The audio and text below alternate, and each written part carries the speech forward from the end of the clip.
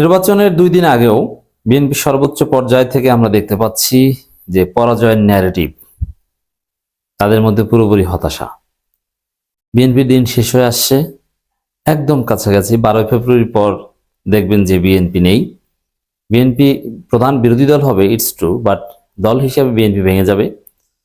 BNP নেতারা অনেকে পরকালমুখী হয়ে জামাত ইসলামীতে যোগ দিবে, অনেকে দুনিয়ামুখী হয়ে এনসিপিতে যোগ দিবে। তারেক জিয়া লন্ডনে চলে যাবেন এবং সজীব ওয়াজেদ জয়ের সাথে সাক্ষাৎ করবেন এক পর্যায়ে, যে আসো ভাইয়া, আমরা দুই খালাতো ফুয়াতো ভাই মিলে কিছু একটা করতে পারি কিনা। কিন্তু এদেশের তরুণ সমাজ আর এই তারেক জয় এদেরকে গ্রহণ করবে বলে মনে হচ্ছে না। পরিস্থিতি সেদিকে যাচ্ছে, কারণ পুরো পরিস্থিতি এখন বিএনপির প্রতিকূলে। জনমত একদম বিএনপির এগেনস্টে চলে গিয়েছে, কোনোভাবে বিএনপি ঘুরে দাঁড়াতে পারছে না।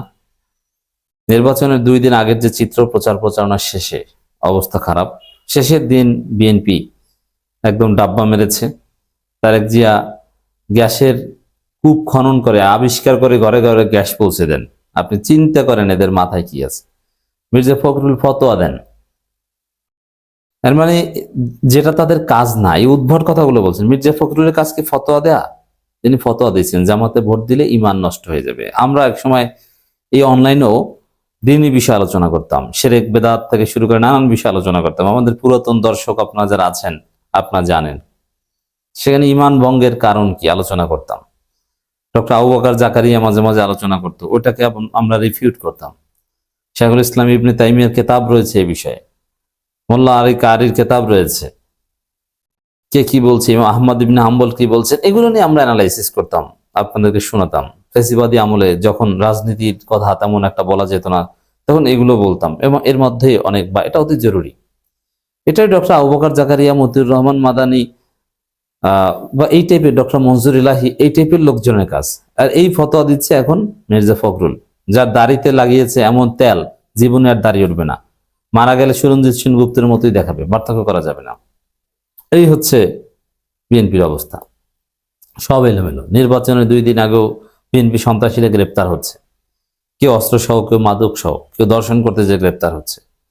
আবার নির্বাচনের 2 দিন আগে আমরা দেখলাম যে অনলাইনে বিভিন্ন ম্যাটেরিয়াল ছড়িয়ে পড়েছে, যাতে শেষ মুহূর্তের আনডিসাইডেড ভোটার যারা, তাদের ডিসিশনকে প্রভাবিত করবে। ইলিয়াস বিএনপির গোমর ফাঁস করে দিয়েছে বিরাট এক রিপোর্ট করে, পিনাকি নিয়ে এসেছেন আর এক চমক।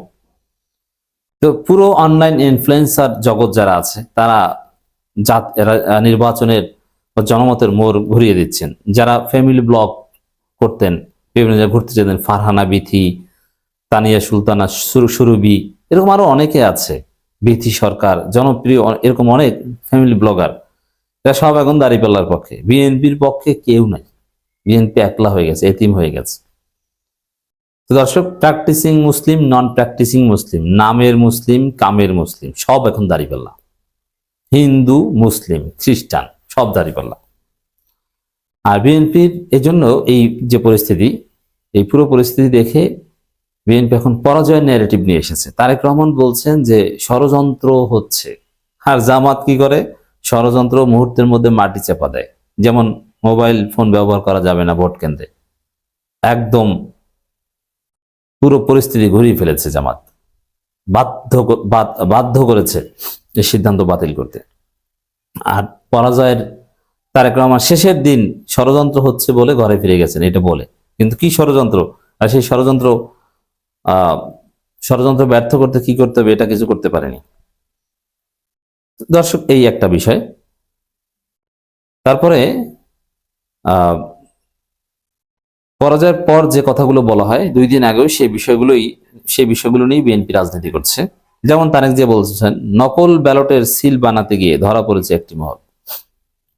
এর মানে যে কারচুপির আভাস তিনি দিচ্ছেন, যে কারচুপি হচ্ছে, একটি দল ভোট চুরি করতে যাচ্ছে নকল ব্যালটে, অথচ ওই ব্যালট বানানোর ওই ঘটনার সাথে ওটা জামাতের কোনো সম্পর্ক ছিল না, ওটা মিডিয়ার অপপ্রচার।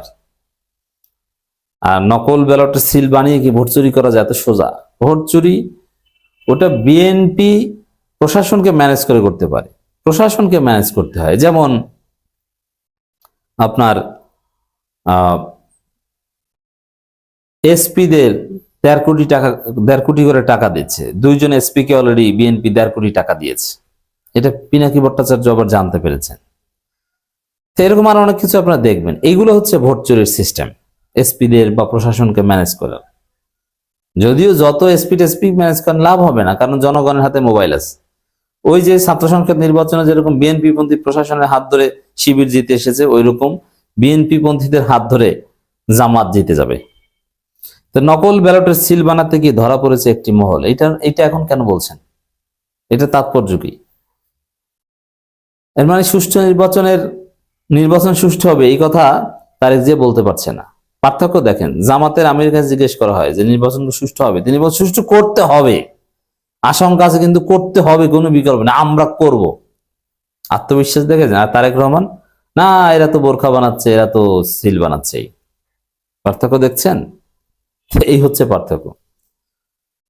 এর মধ্যে আবার তারেক রহমান অতীতের ভুলের জন্য ক্ষমা চেয়েছেন। এখন আত্মস্বীকৃত 5বারের দুর্নীতিতে বিশ্ব চ্যাম্পিয়ন নিজেরা স্বীকার করলেন। আর রাজনীতিতে এইসব ক্ষমা চাওয়া পার্টিকে কেউ ভোট দেয় না। এটা রাজনীতি কেন? আপনি একা? আপনার চাইতে যোগ্য লোকজন আছে, তাহলে আপনি ভুল করেছেন, এটা স্বীকার করেছেন, আপনাকে ভোট দেবে কেন? এটা উল্টো ফল। দর্শক,